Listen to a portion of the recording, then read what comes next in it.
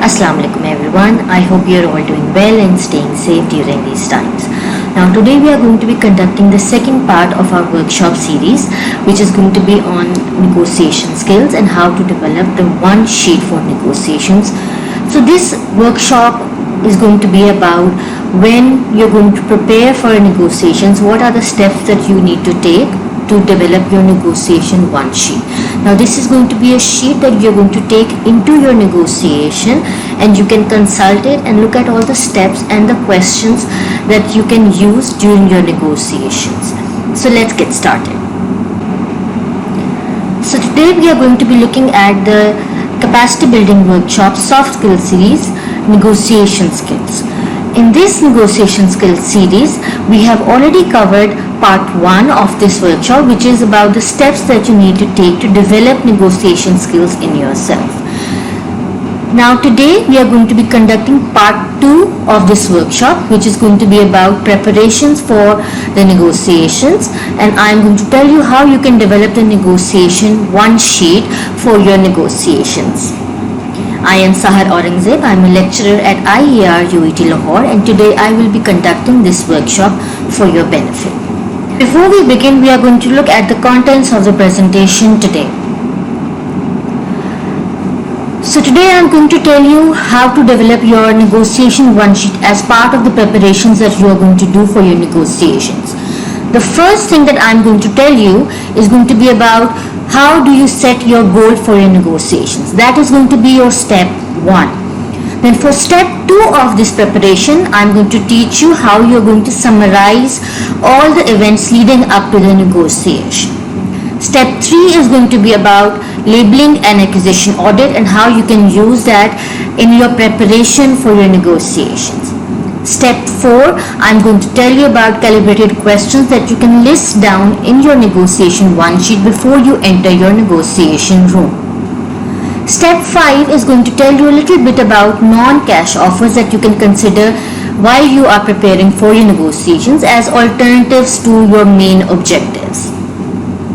And in the end, we are going to look at a small video which is going to tell you how you should prepare for your negotiations. And this video is going to summarize the entire workshop in a very, very comprehensive manner for you. So let's get started now. The first step that you are going to see today is going to be about setting your goal when you are starting your preparations for your negotiations.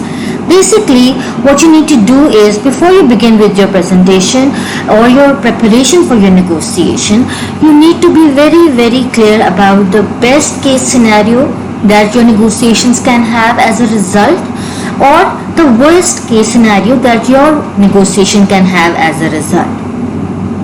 You need to consider both of these scenarios when you are preparing for your negotiations.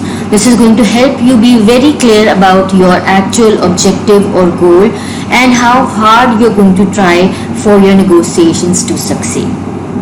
Now first, when you think about the best and worst case scenarios, then the second step that you are going to do is you are going to write down a very specific goal that you have for your negotiations. Basically, you are going to think about the objective or the purpose that you have for your negotiations, and you're going to write that down for you. Writing it down for you is going to help you be very clear, and secondly, it is going to ensure that you are actually committed to this goal. Hopefully, your specific goal that you have should be the best case scenario for your negotiations outcomes. So you should actually have the best case scenario as your goal, but it is not necessary that you are going to achieve that best case scenario. However, it is best to prepare in such a way that you hope that your best case scenario is your goal and you're going to achieve that best case scenario. If you aim that high, then you're actually going to work really hard to try and achieve that aim or goal. Therefore, keep the best case scenario as your main objective or goal of your negotiations.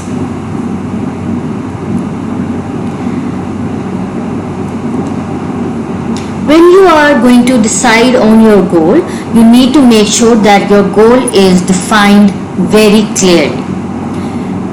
You have to have an optimistic and reasonable goal. So you need to aim high as part of your negotiations outcomes, but you have to be realistic and reasonable. What this basically means is that you shouldn't aim high when your goal can be unrealistic. For example, if you're going into a negotiation with your boss to ask for a promotion and you are an assistant manager, it is an optimistic and reasonable goal to ask for a high or a raise or a promotion that takes you to the manager position. However, if you feel that you can jump directly from an assistant manager position to a vice president position, that is an unrealistic goal. And so even though it is an optimistic one, it is unrealistic. So therefore, you need to be very clear.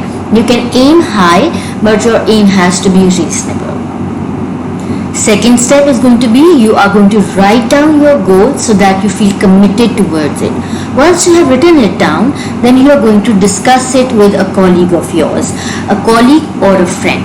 Now this person is somebody who you are going to be able to trust completely and whose opinion you are able to respect and whose advice you are willing to take on board. Now such a person is going to help you determine whether your goal is reasonable, whether it is optimistic, if it is too high or not, and that person can also give you advice about how to go about preparing your negotiation one sheet. So this person is imperative when you are going to develop your negotiation one sheet. Third step.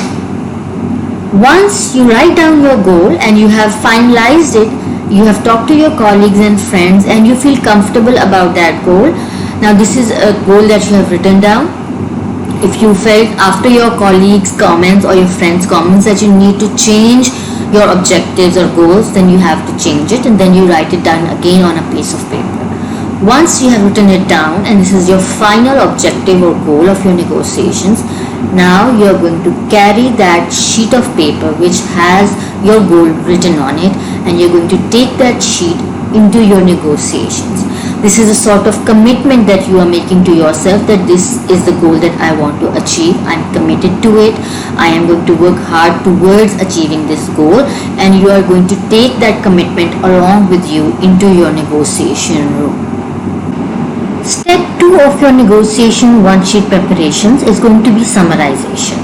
In summarization, what you are going to do is you are going to write down all the known facts leading up to the negotiation time. So all the situation that you have beforehand, all the events, all the things that have happened or things that have occurred, you are going to write all of those things down on your one sheet of paper, and that is going to be the summary of all the events leading up till the negotiations. This is going to be used to clearly describe the situation. And while you are clearly describing the situation up till the negotiation time, you are going to be ready to respond with tactical empathy towards your opponent or your counterpart. By tactical empathy, I mean you are going to try and place yourself or position yourself in your counterpart's position, in their shoes, and you're going to try and understand their stance, their emotions, and their motivations behind their objectives. Now, when you're going to be summarizing this situation till the negotiation time, you are going to do 4 main things. The first thing that you need to do is you are going to identify and describe why you are there at the negotiation table and what is it that you want from the negotiations. Secondly, you are going to identify why your counterpart is there for the negotiations and what do they want from the negotiations. This is the way that is going to clearly summarize the situation, the past that has led up to the negotiation, as well as the present time where you are in the negotiation room along with your counterpart. So you are going to very clearly identify and describe what has happened till that time of negotiations and what is it that you want from your negotiation, why do you want that from your negotiation, what is it that your counterpart wants from the negotiation, and why do they want it from the negotiations. This part where you are identifying and describing what your counterpart wants and why they want it is also part of the tactical empathy scenario, where you are telling your counterpart that I am placing myself in your position, in your shoes, and I understand what your objectives and motivations are and what you need and want. So this is a good way of clearly describing the past and the present, so everything is on the table, and this is going to prevent any confusion and misunderstanding from occurring during your negotiations. So now let's look at step 3. Step 3. Now you have all heard and been taught about labeling and acquisition audit in the first part of the negotiation skills workshop series. I am here going to tell you a little bit about the labels that you can select to write down in your one sheet of paper for your negotiations. So what you're going to do is you're going to take 3 to 5 different labels and you are going to write them down on your one paper, and you are going to use that for your acquisition audit.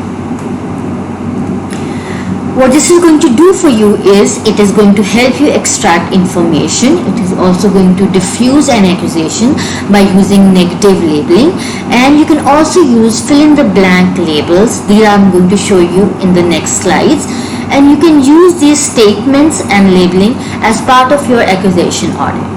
Now you all know that labeling and acquisition audit is going to help you extract information from your counterpart, understand their position, understand the emotions that are behind their decisions or behind their stance, and it can also help diffuse a situation where your counterpart feels that you are being unfair to them, so you can use the acquisition audit to diffuse that situation. The fill in the blank labels that you can use in this situation or in almost every negotiation situation are given below.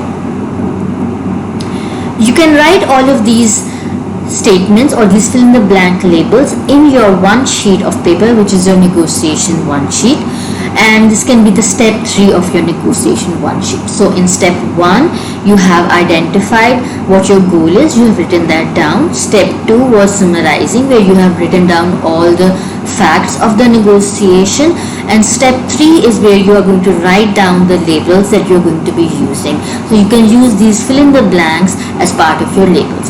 The first fill in the blank label that you can use is it seems like this is very valuable to you. The second label that you can use is it seems like you don't like this idea, or it seems like you don't like this alternative.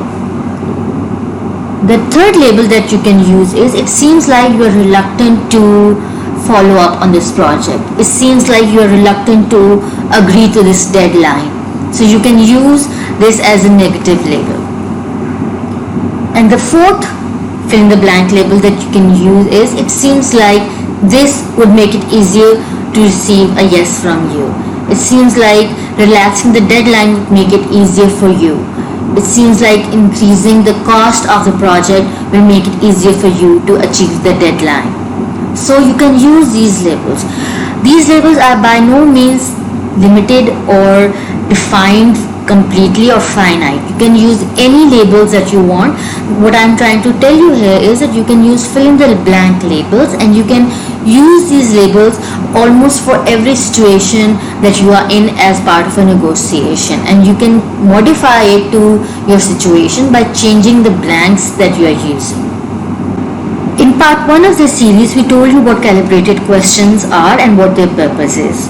So you all know that calibrated questions are targeted questions which have a definite purpose, and that purpose is to identify what the next steps of your negotiations or your project are going to be. So it makes sure that you and your counterpart are both clear on the next steps. You are going to follow up on those steps, and it also makes sure that your counterpart has a confirmation and commitment yes towards you. So you can use 3 to 5 different calibrated questions, and you can write these down in your one sheet of paper, which is your negotiation one sheet. What these questions are going to do for you as part of your negotiation is it is going to tell you or provide you information about what the other party demands and what their motivation is. So the emotions behind their motivation or behind their stance. And the third thing that it is going to provide to you is what are the hopes and worries that your counterpart has towards the future of whatever project that you have. If, for example, you are talking to your counterpart about a job and you're asking for a promotion, you can ask them what their hopes are for you in that position and what their worries are for you in that position.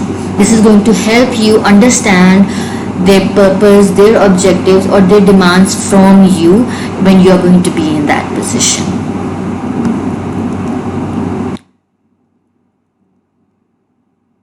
What calibrated questions do for you is they can identify any behind the table deal breakers or any things which make your counterpart reluctant or worried about the future of the project.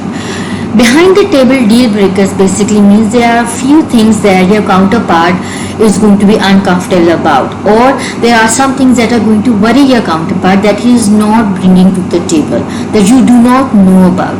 And you can ask a few questions which are calibrated and you can try and identify what the problems are for your counterpart. For example, you can ask your counterpart, how does this affect the rest of your team? This is going to tell you that if your counterpart's team is reluctant or somebody has some reservations, then you can try and understand what those reservations are. You can also try and help your counterpart convince his team so that your counterpart feels that you are helping him, you are part of him, you both are on the same side, and this is a project which is important to both of you. Secondly, you can ask your counterpart how on board are the people who are not in this meeting. So this can be part of the counterpart's team. These people can be his bosses. These people can be maybe the finance department of his office. So you can ask your counterpart what the level of commitment of other people is towards the project that you are actually having a meeting or negotiation about. The third thing that you can ask your counterpart is, what are the challenges that your colleagues see in this project? So again, you are trying to identify if there are other people who have any problem with this project. So you can identify if your counterpart himself has a problem or if there are other people who are holding him back from agreeing to your project. Once you've asked your calibrated questions, you can use a cyclic process and go back to step 3 of the negotiation one sheet. So basically what you're going to do after your calibrated questions is you can use follow-up labels and you can execute these follow-up labels to determine or find out new information from your counterpart. So even after your calibrated questions, if you feel that your counterpart is not giving you enough information and you are still unable to understand their position, there's some confusion or misclarity, what you can do is go back to step 3 and use follow-up labels and try and find out more information. And for the follow-up labels, you can use the fill-in-the-blank labels that we have shown to you already, and you can use these labels, these fill-in-the-blank labels that you have listed in your negotiation one sheet. If you feel like, you can change the blanks in your labels and you can again use them to try and find out more information from your counterpart and understand their position. Now once you have identified the deal breakers, then you can use these identifications to diffuse these issues which are the deal breaking or deal killing issues. So again, you can have a number of different questions which can be like, what is the biggest challenge that you face? What are we trying to accomplish? As I've mentioned before, using the word we is important here because you are telling your counterpart that you and I are not separate, you and I are not across the table, we are in this thing together. So we both are together, I'm here to help you, and we are partners, we are not counterparts. You can ask your counterpart, how is this project worthwhile? How is this deadline worthwhile? Or how is this cost estimation worthwhile for you? Then you can ask your counterpart, what is the core issue here? Now this is a very defined, very direct and very purposeful targeted question where you can remove all reservations and you can be very direct and you can tell your counterpart, and I'm asking you a direct question and I expect a direct answer from you. This might put your counterpart in a difficult position, but he has to be able to answer you so that he can gain your trust for this negotiation. And the last question that you can use is, how does this fit into our objectives? So basically what you can do is you can use different kinds of calibrated questions. I have given you different examples. What you can do is you can use calibrated questions to identify behind the table deal breakers. You can use calibrated questions to define or identify any deal killing issues, and once you can identify these deal killing issues, then you can try and diffuse them. So you have to be able to decide in your negotiation or the situation that you are in during your negotiations, what are the calibrated questions that you want to use. Are you wanting to identify the deal breakers? Are you wanting to identify who are the people who are behind the scenes who can affect your negotiations? Are you trying to identify who is reluctant during the negotiations? And what are you trying to diffuse any issues that are present there already? So once you are able to understand what your situation is, you can list down the calibrated questions which work best for your negotiations. Now the last thing that I want to talk to you about before we go on to the video are non-cash offers. When you are considering preparations for your negotiations, you have your best case scenario in mind. However, you have to look at alternative options also, which are the best alternative options to your negotiated agreement, and this is going to help you provide alternatives in case your best alternative or best case scenario is not being achieved. What you are going to do basically is you are going to list number of non-cash items that are available for you. Now in the non-cash items that are available for you, it might be that you are looking for a salary increase and incentive, but in case your boss is not able to provide you with a salary increase, maybe you can ask for an increase in your position, at least in the company. Also, you can ask for maybe an increased amount of vacation time. That can also be a non-cash item that can still be valuable for you. You can also ask your boss as a non-cash offer to allow you to be part of a different team, so that you can at least be given the opportunity to learn a new skill and be part of a multi-dimensional office. What you need to do is you need to ask yourself, if my counterpart is not willing to accept my offer or my demand or my request, what else can they offer which will make me do this project for free, or which will make me accept his position without asking him to accept my position? So what you're basically doing is you're looking at the best alternative scenario for your goal that you have set out as step 1 of your negotiation preparation. So this basically brings your negotiation preparations full circle.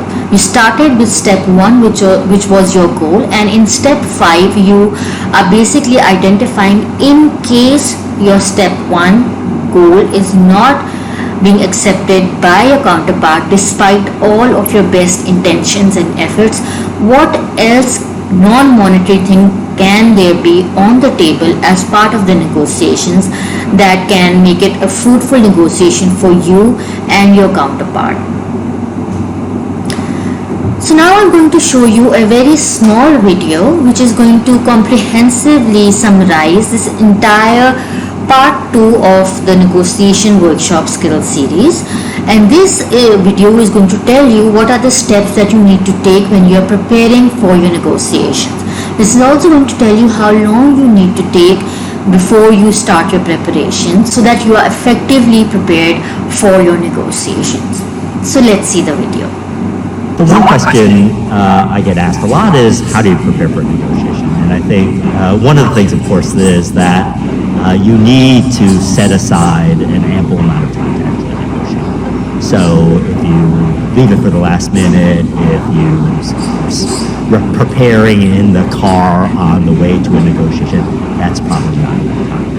Now, even if you have enough time, it doesn't mean that you're necessarily going to prepare well. And so one of the things, of course, I think is important is to understand a little bit about what's going to happen at the negotiation table, to try to simulate in your mind what that conversation is going to be like, and to prepare yourself by getting a clarity of thought about what's going to happen in that negotiation that will enable you to do it. And I think there's a few things that are absolutely critical in all negotiations. First thing that is important is that people have to understand why they're negotiating. And one of the reasons, of course, that they're trying to negotiate is they are trying to meet some kinds of objectives that they have. So, for example, in a job negotiation, obviously one of the things that you want to do is get a good salary, but that might not even be the most important thing. It might be one of the many things that you want to negotiate. You might also want to negotiate what your job title is, where you're located, what kind of responsibilities you have, what access you're going to have to top management, whatever.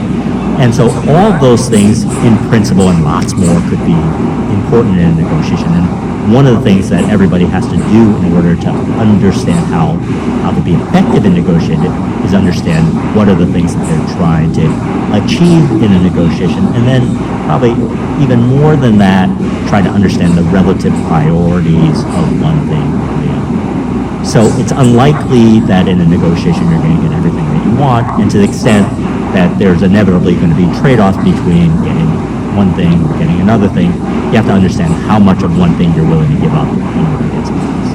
I think the second part of it is that you're also going to follow a process where you're trying to get in the mind of the person you're negotiating against. So what that means is you also have to understand why they're at the table. So they're at the table also to meet objectives. Some of those objectives are the same as yours, and so that is going to be, in some sense, a zero-sum game. So if they give more money to you, then that money comes out of their pocket. But on a lot of other things, that your interest and their interest actually might be compatible. One of the things, of course, that suggests is that what you have to do is understand what their objectives are, and then understand to the extent that your objectives and their objectives match, or your objectives and their objectives conflict. One more thing that you need to do in order to be effective in preparation is you have to understand that negotiations aren't always successful. So to the extent that a negotiation fails, something happens. In other words, that your job as a negotiator is to do better than you would by walking out. So in negotiation parlance, we call that a BATNA. BATNA is the best alternative to negotiating agreement. And what you have to do in every situation is understand what will happen if you don't make a deal, and understand that what you're trying to do in negotiation is do better than you would if you were walking out.